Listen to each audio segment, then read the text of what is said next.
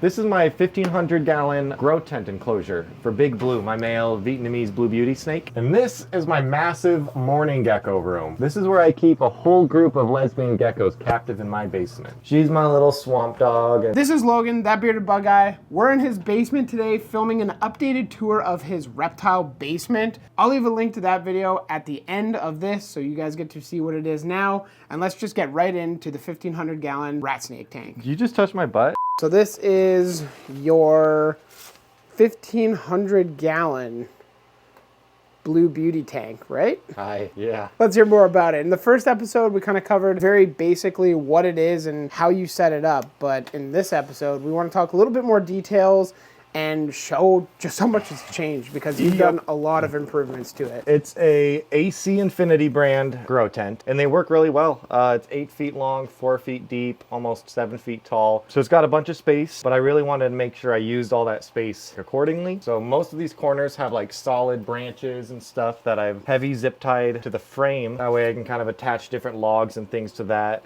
So I'm not putting all the stress like on these aluminum frames. But a lot of branches as climbing spots, cork tubes, different heights at every level, live plants, got UV lights, got circulating fans, LED lights for the plants, foggers, kind of got it all. Oh, and a 40-gallon pond that I may or may not be accidentally sitting in. It's kind of fun having like a 10-foot long snake that when you look in their enclosure, you don't know where they are. I mean, he's got 5 hides in here that he can kind of choose from, all at different levels, different humidity, and he makes use of the entire space. Right now he's a little inactive just because it's winter time, it's colder, but man, in the summertime he cruises this entire enclosure, and it looks like a big enclosure, and it is, but the fact is he's longer than this enclosure is. Ideally I would like to get him in something bigger, but they're just so active, high metabolism snakes that like they really need the space, and they make use of all the space too. Honestly, I think the standard of what we should try and strive to provide for, all of our snakes ideally. This would be like a perfect setup for, a super dwarf retic or various other different rat snakes, any colubrid really, because it provides them ample space. It's not just using, the first 2 feet of it. It really is using all 7 feet high. And then he has a roommate. He lives with a male coolie flying gecko. Snake doesn't really care about geckos. He watches the gecko. Like he's a really curious snake. So like he'll watch him, kind of, be curious about him, but he never tries to hunt him or eat him or anything. Well, this isn't the only tank that you have in your basement, despite it taking up a good portion. Yeah. We do have a lot of other things to cover, and we're gonna walk you guys all through it right now. Let's look at some more stuff. And this is Cholula, the red bamboo rat snake. Like it's weird holding a snake that's cold to the touch. As a reptile keeper, it's almost a concerning feeling. Mm-hmm. They're so smooth and they're so cold. Gorgeous. She's getting upgraded here soon. She's got a bigger enclosure she's moving into. And then has a boyfriend that my friend has that's gonna move in with her soon. So hopefully we get lucky and can produce some, because these are honestly one of the best starter snakes. They only get a few feet. They're a montane species, so they like it colder. They like it a little more humid, which is great. Like you can just keep them at room temp. Like she's set up on the floor, no extra heating or anything. And they don't get that big. They're not that bitey. Really pretty colors. I think they're great. I totally agree. They make for a great pet. They're typically pretty chill. You guys just saw Logan reach in there and grab them. Cardinal, our cockeye, you can just walk in and grab and... But they still give like really good feeding responses. Oh yeah. Like they are spazzy little gumballs when it comes to feeding time. Yeah, 100%. Yeah, she's one of my favorites to feed. And the rest of the basement? Yeah, so these are more snakes. Both this enclosure and then this enclosure have Chinese beauty snakes. So the top one is Princess Buttercup. She's a hypomelanistic female. So look, albino, but without the red eyes. And then he's het hypo. And that's Wesley. So any Princess Bride fans out there will get the reference. But they're both kind of in brumation. They kind of self-brumate. So since it's colder, daylight's shorter, it's drier out, they're both kind of in that torpor stage where they're not that active. They're not really coming out and eating very often. Actually, Buttercup found a spot to overwinter underneath the substrate barrier. So she's been there for a few months now. Are you worried? No, Yeah. no, I'll offer food like every few weeks or something. About half the time she'll come out and eat it overnight. The enclosure is being maintained as she would be if she was out in the log or whatever. I can shine my flashlight in here and get a look at her. So it's not like I can't ever see her. I just don't want to tear this apart to get her out. Whereas I could just wait another month or two and, you know, once it warms up, she'll come out and, you know, every day she'll be out and active. Yeah, the male is down in that tube hiding. It's kind of same thing. Every now and then he'll poke his head out to look. Same thing as her. They're just kind of down for the winter time. Chilling, literally. And then next to them, I haven't named her yet, but it's my little female Rhino Ratsnake. She's at that fun age right now where she's turning from gray to green. Similar to the Yunnan Mountain rat snake, one of the best beginner snakes. They're expensive. They only get a few feet. They can handle surprisingly cold temperatures. So you never really have to worry about them getting too cold. They don't need extra heat on them, and they don't really bite. They're not like fast or twitchy. They just don't really care about anything. But they have tons of personality, so they're still fun to watch and interact with. And they have a stupid little rhino horn, the white spots. Yes. Yeah, I like the white spots. Tarantula annularis, or the Mediterranean white spot gecko. They're related to tokay geckos, so they're still in that true gecko family. But I always like to say, and this is how I explain to Mike, if you take a tokay gecko and you move it to the Egyptian desert and you squish it this way, so it has just a whole bunch of like fat rolls to it, and then make them a little more angry. Way quicker to run, quicker to bite, quicker to bark, but they are so dang cute. If I want to look at them, I have to like sneak up on them right when I get into the basement. Yeah. And even then it's like, all right, you have 3 seconds before they decide to run and hide again. But they're fun geckos. You've had pretty much all these for the last tour that we were here, but Except for this. Exactly. I haven't seen this grow tent yet. You're right. The last tour, we showed you Stelle in, I think it was this 4x2. And in that video, I was like, oh, I'm not going to upgrade her. She's moving in the big grow tent soon. And then she's like doubled in size. She's gotten her own grow tent. Not as big as Big Blues. This one is 4x2 by 6 feet, but still kind of following similar layout. So it's got a lot of solid wood in the corners that I can attach everything to. Live plants. She's got this really pretty Thai constellation growing down here in the corner too, which I'm glad that one's been doing well. Yeah, that one looks great. Yeah, but she's now like over 7 feet long. Yeah, she's quite literally doubled in size over the last But she's year. kept so much of her blue. Yeah, she has. I mean, you guys can even see like there. She's just like that beautiful kind of slate gray with like a hint of blue. It really depends on, I guess, the quality, would you say, of the blue beauties. They kind of, I think it was you that told me that even their temperatures really have an effect on like their coloration and just how saturated or not saturated they are. Yeah, if they're kept warmer and if they're more stressed, they tend to be more of that like gray color. Then if you keep them kind of cooler and they're not stressed, they kind of exhibit more blue. It's all genetics. Yeah. Like there's tons of blue beauties that have just like really prominent yellow to them, and then some that have really prominent blue, and I think I've just kind of gotten lucky. I'm so happy you set this up. I'm sure people who are looking at setting up a grow tent are wondering, well, most grow tents aren't sold with a massive window built into them. Yeah, that was me. I did this part.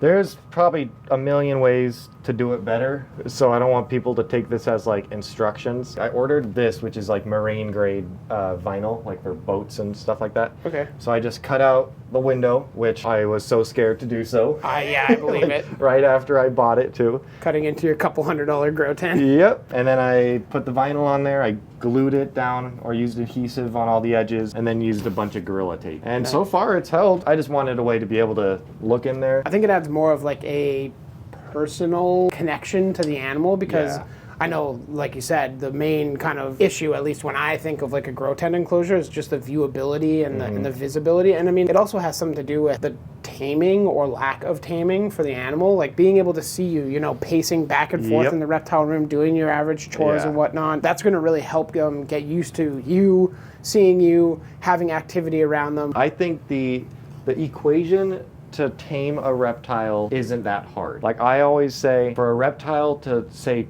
tame or like be used to you and be willing to like work with you and stuff, it needs to know that you are a part of its environment and you do not equal a threat. Like if I have this window, whether it's a window or just like daily interactions, and this animal learns this big naked monkey is part of my environment, and every time I see him, it's a positive interaction or neutral interaction, I don't need to be scared. I don't need to be stressed when he comes out. So I try to always have positive interactions with the animals. So like if I go to handle her and she's getting really pissed, I'm just not going to handle her because I don't want to walk away from that with her feeling stressed. And then she associates that with me. There is much more to talk about, though. Yes. Those are not the only secrets in your basement. You want to see frogs or do you want to see tortoises? Ooh, choose your own adventure. Tortoises. All right, we saw these guys last time. Not a whole lot has changed other than how big they've gotten. So this is Booger Bean. Hi, Booger Bean. He's the only one that doesn't mind head scratches. And then his little roommate, Mr. Pants, is hanging out, getting an isopod bath. Yes, I've heard they're very exfoliating. Yeah, there is so many isopods in here. They just sit in the dirt and get cleaned by isopods all day. You want to ride? So Booger Bean here is a redfoot tortoise, and then Mr. Pants is a cherryhead tortoise. But they're both Chelonotis carabinira. Dude, I'm gonna get roasted in the comments for how I said that. The cherryheads don't get as big, but they're same care, same diet, same everything. But also he's like 2 years younger. Yeah. So that's why there's the big size difference. And if you guys have seen my channel for any length of time, I am a sucker for tortoises. And they do spend some time outside in the summer, yeah? Oh yeah, all the time. They have a go. big fire ring that will move around the yard and kind of move them to different patches of like clover or dandelions or something, and then just let them graze for a few hours. Frog time. Frog time. So we saw this tank last time, but it's grown in a bit. Some plants have thrived, some plants have died. You'll have to do like a side-by-side. I will, yeah. Yeah, but this is the Ophaga Pamilio Isla Colon. They've had like 3 babies so far. We got another one that's getting close to morphing out. I don't know where the adults are though. I actually think they're more bold than the Rhino. Oh, there's Mama up there. That's Mama looking Plump. double caked up on a Sunday. This tank, I said it in the last video, but stunning. You did a really good job planting this, and I think it's matured really nicely. Got the Ficus villosa growing to the top now. Almost time to chop that bad boy back. Start another cutting of him. I know. I love that plant. The drip wall is really nice. The drip wall has kind of had a few phases. Like it's gotten taken over by algae a couple times, so I've had to like turn it off, let it dry out, restart it. Next to that is the Vanzos, Ranitomea vanzolini. These guys are hard to find. There he is. There's one of them. So there's 2 in this tank, and then I think we have 2 in this really dirty 20-gallon next to us. And then we got a baby in this tank. But these guys have had babies, so we have 1 in here, and this one is like subadult to adult now. And then 2 babies that are like legit babies in here. These guys are so freaking small and so dang cute. And by small, we mean like could probably fit on your pinky nail kind of small. Oh, yeah. Like very, very They're small. hard to find. They are indeed. And they're green. And they're green, which doesn't help. Which in a tank that green. Man, the springtails in here are going crazy. Yeah, the springtails are nuts in there. Now moving deeper into the depths of your dungeon. Oh, yeah. What do we got over here, Logan? These are all geckos. Well, kind of. These aren't geckos. Those aren't geckos. But this... Half of which are Half geckos. of which are geckos. Yeah, so we saw this handsome little guy last time. Whoop. This is Roger. Strophoris tanicata, Australian golden-tailed gecko. They are stupid cute, dark red eyes. And then he lives with a female in here. They're cryptic baskers, so they don't really hide during the day. They just kind of like try to blend into branches and stuff, which makes them really fun because you can always see them. Yeah, they're And always then at nighttime, they are super active. And then there's 2 more in here. Yeah, I like them.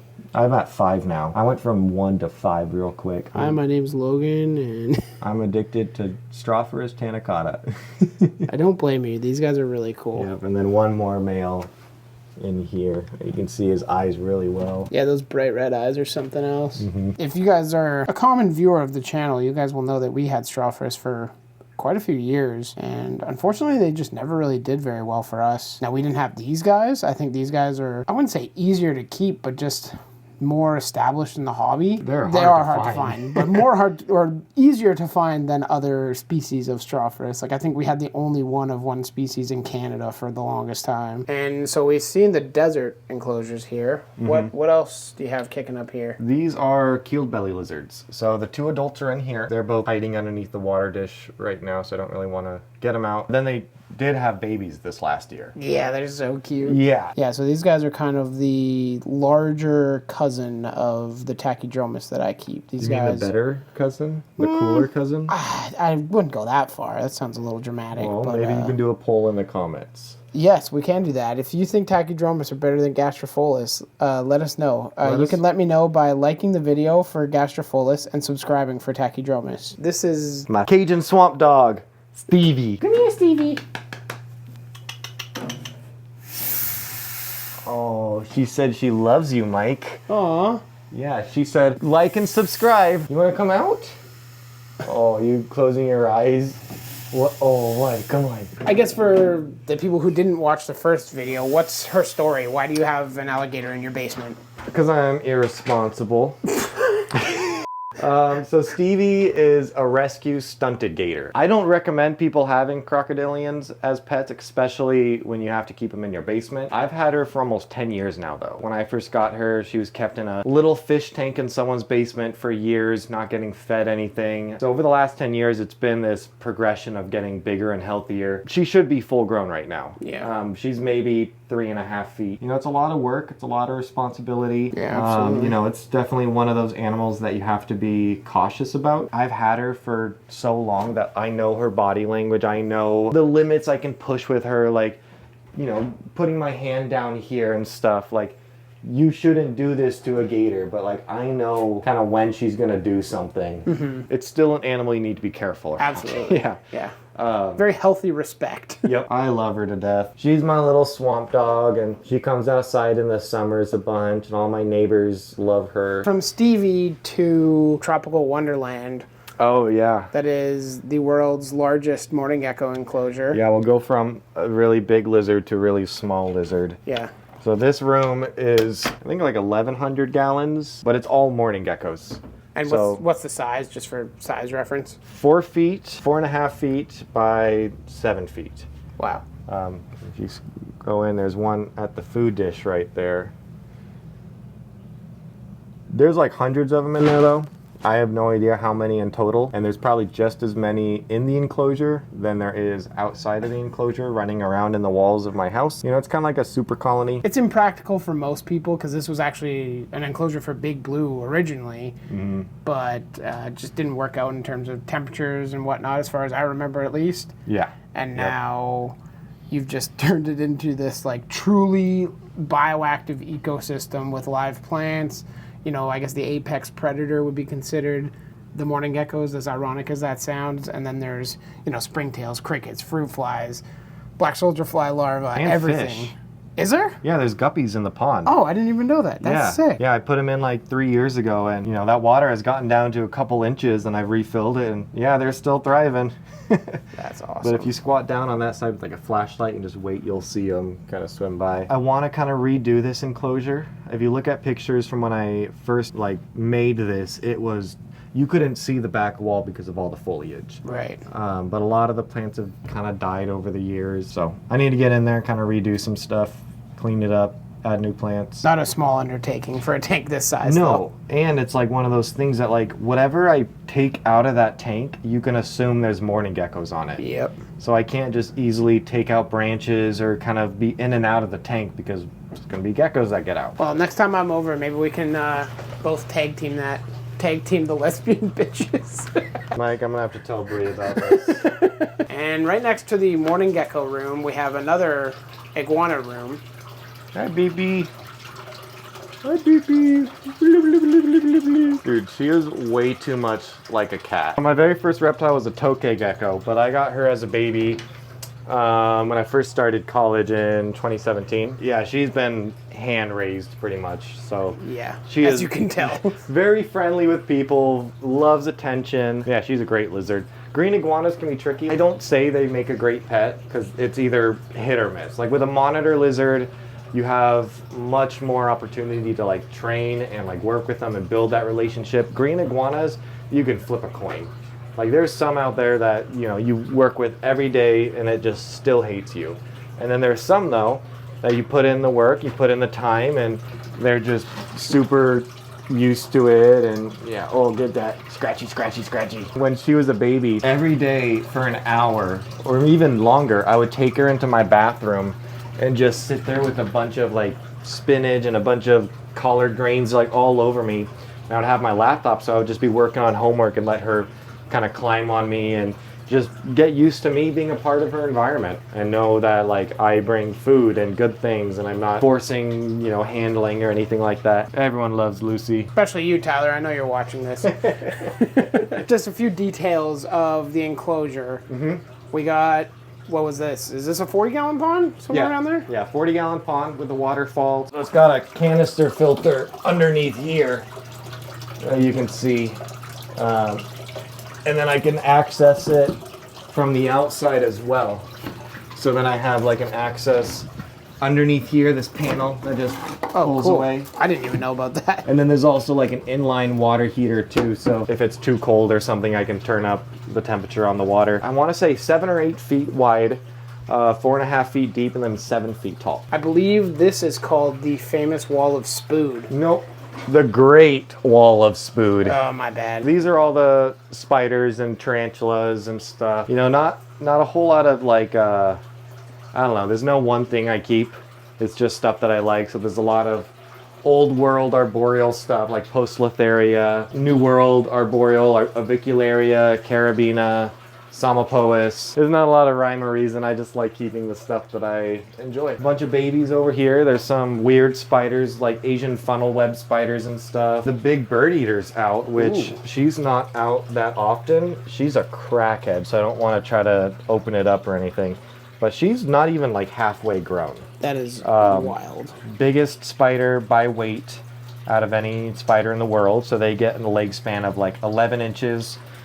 Females can weigh upwards of, I think it was like half a pound. For some context, this is a 12 by 12 by 12 Exoterra, so that leg span would basically touch all corners of the... Wow, she is a crackhead. Yeah, she just thought that leaf was something to eat. Yeah. No hair kicking, though. That's nice. Yeah. The T. Celadonia, can you give us a little bit of why they're so rad? And everybody likes them because of their colors. That's kind of the main thing, is they got crazy cool colors. They're gorgeous, vibrant. But what makes them really interesting is that they're arboreal trapdoor spiders. So they make a trapdoor on a tree. Like if a tree has a little indent, they make a trapdoor there, and then that's how they catch their food. So most people are used to trapdoor spiders, you know, digging down on the ground, making a trapdoor on top. But these do it in the trees. I'm not necessarily a spider guy, but I mean, when you have a setup like this, it's hard not to be. That is so cool. Yeah. It's very, very neat. This is my little Tokay family. Little. They won't stop making babies. There's mom and dad, and then I think 8 babies in here from newborn to like sub-adult size. And I've been catching them when I can, but they just keep making more. But they all live great together. Yep. I just throw in like 1,000 crickets a week, it seems like. That's Dad. Dad. That's Coolito. Eggs there, still laying like crazy. Still laying like crazy. You can see Mama hiding up underneath here. Oh, yeah. She's taking a break from watching the eggs. Tokay geckos have like some of the coolest gecko behavior. Like I'm sure you've seen that video of like the paradise flying snake, like trying to chomp on mom, and dad comes in and shakes her silly. There, I can see eye shine down. There we go. There was 2 or 3, but they kind of ducked out. From when we filmed last year to when I posted, you had the first 2 hatch, and now you have a functional family going on in there. Yep. So cool to see. Before you end this tour, we have one more cool animal to look at. Okay. I don't even know what's coming. This is one of my new pride and joys. Little female Elafe mollendorfi, the 100-flower rat snake. And that green that you're seeing on camera right now is actually exactly how it looks in person. Yeah, and then the camera's doing a great job. The orange on the tip of the tail. The dipped red tail. Yep. Yeah, these guys are very cool. Yeah. And for people who don't know really anything about them, these are a cave-dwelling snake. that likes it cool, gets fairly large. I don't even know what their like max size is, but I guess like what, 7 feet or so? Males are like 7-8 feet. Females are in that kind of 6 foot range. Right. So not quite as big as the blue beauties, but very similar and the same, care and everything. That's the thing is they're tough to find. They're tough to find healthy versions of. And established eating versions of too. Yeah, but no, she's been eating great. I got her at Tinley about 6 months ago, and she's been eating great. She's shed a few times. She's in this room because this room stays a bit warmer than the main kind of snake room out there. Since she was a baby, I want to make sure she's growing up as best as she can. But eventually she'll move out there with the rest of the snakes. These are very, very cool snakes that even I would consider owning. And that's coming from a frog guy. I want to thank you very much for having Brie and I this weekend and showing everybody an update on your room. A lot has changed, a lot has happened, and a lot is going to change. I don't know if you guys really picked up walking through everything, but there's a lot of empty tanks everywhere that are going to be filled at some point. Yep. So it's going to be very cool. The next time we come back to film, It'll all be different again. Yeah, 100%, yeah. I want to thank you guys very much all for watching. I'll leave a link to the tour a year ago, probably over Logan's head, and we'll see you on that one. Smash that subscribe button. Yeah. Hit that bell icon. Where is it? I want to thank Logan for showing us... Logan for... I can't keep a straight face.